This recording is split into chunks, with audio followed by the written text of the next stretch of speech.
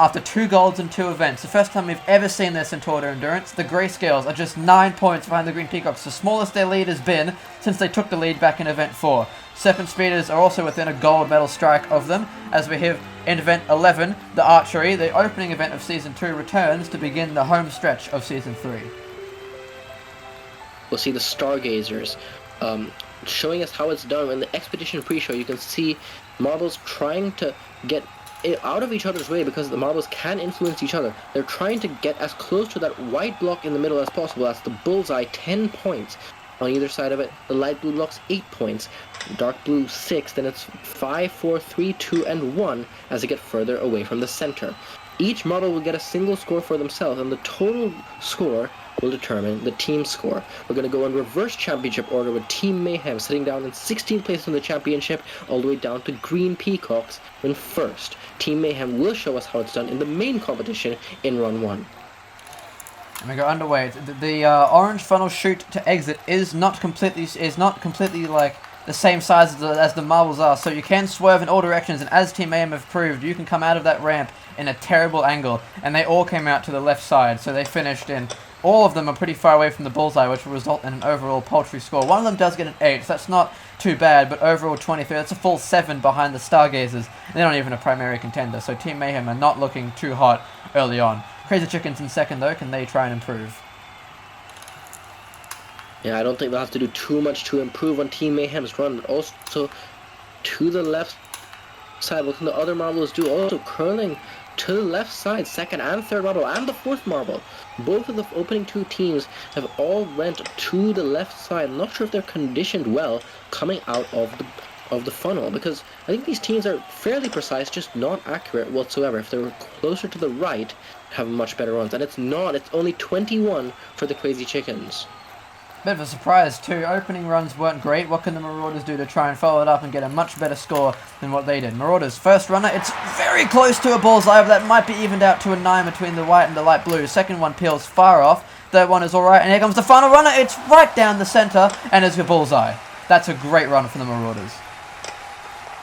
Marauders are veterans, and their experience is really shining here over the other 2 teams at the bottom of the standings. The first marble wasn't great, but after that they had much better runs, and it's a 29 for them. Solid run, high 20s is where you want to be in this event. Lagoon Platoon now, coming off 2 dead last after a first before that. What can they do? They need to get a resurgence right now. All the marbles are swerving off well to the side, aside from the first one. Here comes the last one, and it's also well out of the way. So Lagoon Platoon, that's another poor run in this event, and another just poor event for Lagoon Platoon. They've taken an absolute thrashing outside of their few good runs in this tournament so far. I don't know if it'll end up in another last place, but it's certainly not going to be a good finish for the fellas, and it's only going to be 4th place, 19.5. Yeah, they were just not accurate whatsoever, spread across the left and the right. Now, Jade Jockeys in the 5th run, what can they do? Haven't set the world alight on their return to Tour de Endurance, peeling off to the right side, all 3 of the first 3 marbles. The last one will be close to a bullseye.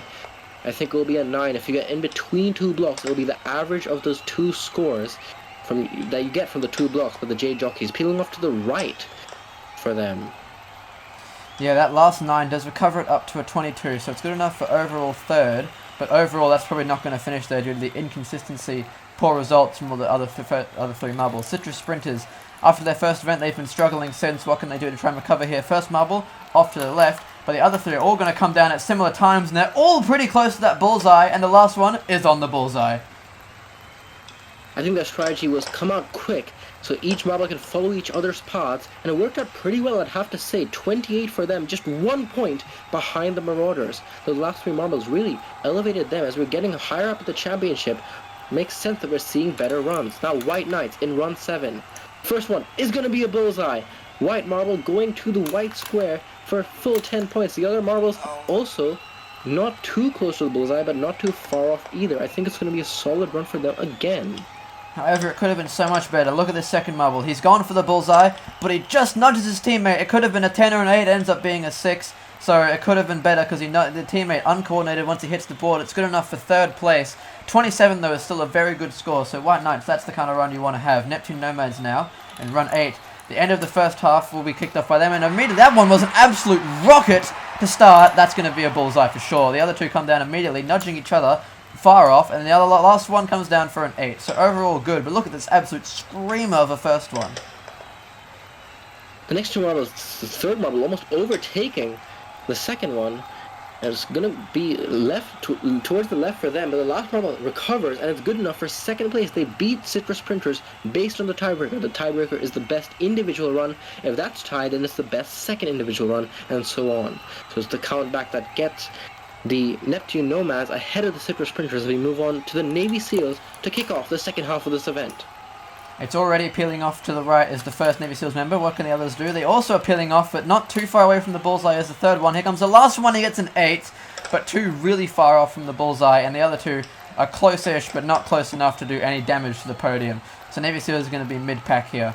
Let's see, what went wrong with this overall? Just peeling off. 22.5, 6th place out of 9. That's not great for a team who's been on a somewhat solid streak the last few events. Now the Hell Clowns in run 10, can they match their early season form? Started the season off so well, and their first 2 runs very good.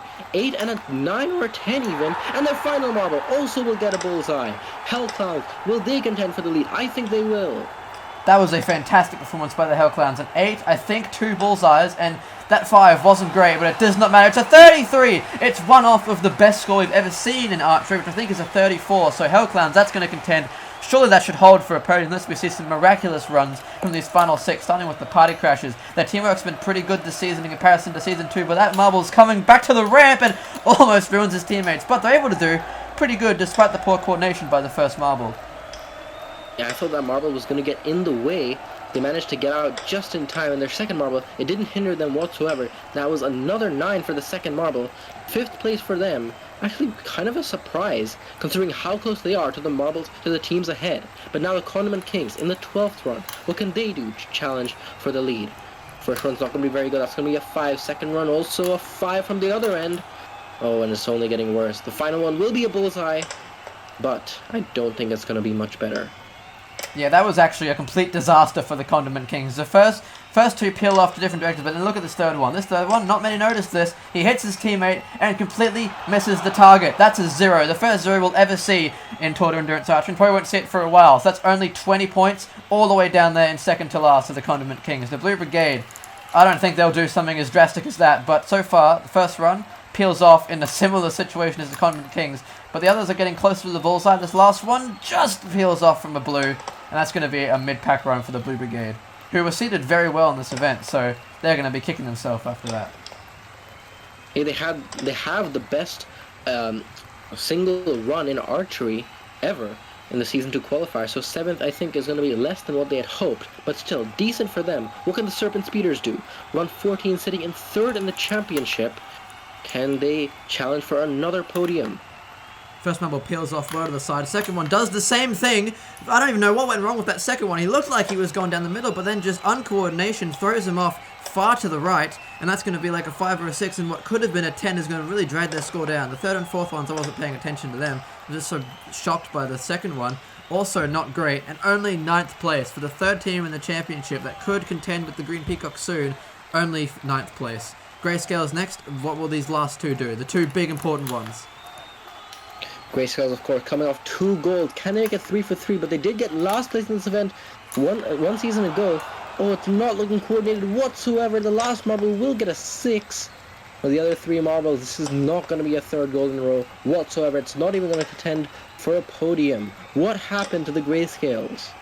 Oh dear, I think it was that third one. Really set the nail in the coffin. It's last! It's last! 15th out of 15! Unless the Green Peacocks do worse, the Grayscales, the team that need to chase the Green Peacocks, have just finished in last place due to that third one colliding with his teammate and getting only 2.5. Green Peacocks have 2 close to the bullseye, followed by a third one. It's consistent, but it's not going to be good enough for a win, especially with that third teammate sitting right in front of the ramp, throwing off his final runner, which was terrible coordination, but overall, that's going to be mid-pack, while Grayscales are all the way going to be down in dead last.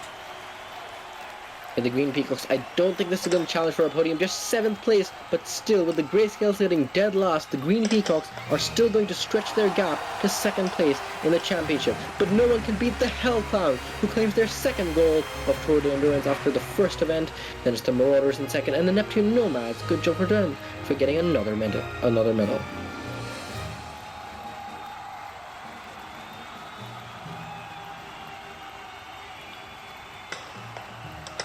And so now the Green Peacocks have doubled their lead. It was 9 points, now it's back up to 18. Grayscales and Serpent Speeders and Hellclowns now back up into 4th place, all just within 6 points of each other. So the battle for chasing the Green Peacocks is close, but the star event, Big Tower, is coming next.